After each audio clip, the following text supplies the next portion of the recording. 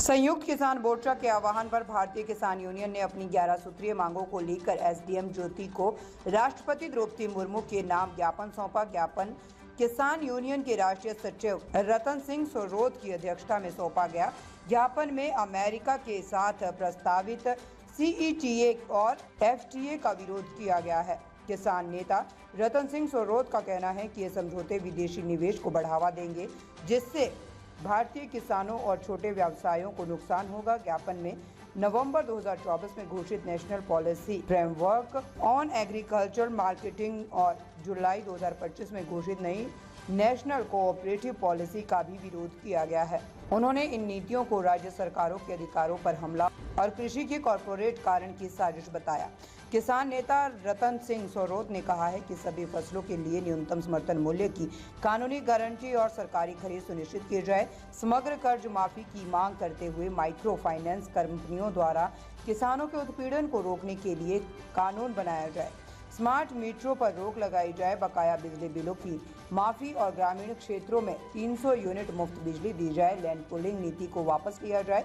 ज्ञापन सौंपने वालों में भारतीय किसान यूनियन के जिला अध्यक्ष समंदर सिंह चौहान, होशियार सरपंच रामदयाल सरपंच, टेका सरपंच सुमेर सरपंच ज्ञान सिंह चौहान, अजीज कुरैशी, देशराज पांचाल, राहुल तंवर, वीरेंद्र अली का, तेजपाल वहीन, प्रताप चेयरमैन, भागीरथ घरोट, प्रभु सिंह खिरबी और गजराज घोड़ी भी शामिल थे। सर साहब, ज्ञापन दिया गया है, किन मांगों को लेकर के ज्ञापन दिया गया है, कौन कौन सी मुख्य मांगे हैं? देखिए, ये जो हमारी आज का जो 13 तारीख के दिन पूरे हिंदुस्तान में जिले हेडक्वार्टर्स पे राष्ट्रपति जी के नाम जिला अधिकारियों के मार्फत एक ज्ञापन पूरे देश में दिया जा रहा है और उसमें हमारे भारत सरकार से लेकर के और विदेशी सरकार जैसे यूएसए और यूके जैसी सरकार जिसकी नज़र हमारे इस देश के किसान की ज़मीन पर, हमारी डेयरियों पर, हमारी खेती की प्रोसेसिंग फूड के ऊपर इस प्रकार से गिद्ध की तरह नज़र लगी हुई है कि किसी तरह भारत के किसान को इतना कमज़ोर कर दिया जाए और भारत सरकार मजबूर होकर के उन कानूनों की परमिशन दे जिन कानूनों को ज़बरदस्ती अमेरिका और यूके सरकार हमारे देश के किसान के ऊपर थोपना चाहती है। इसलिए इस बात का आज विरोध किया है हमने और उसमें साथ के साथ ये कहा है कि लैंड पुलिंग जो स्कीम बनाई गई इसको वापस किया जाए। ये सीधा किसानों के साथ बहुत बड़ा धोखा है। किसानों की ज़मीन छीनी जाएगी और उसके बाद उसको कुछ नहीं मिलेगा और वो भूमिहीन हो जाएगा और मजदूरी करने पर मजबूर होगा।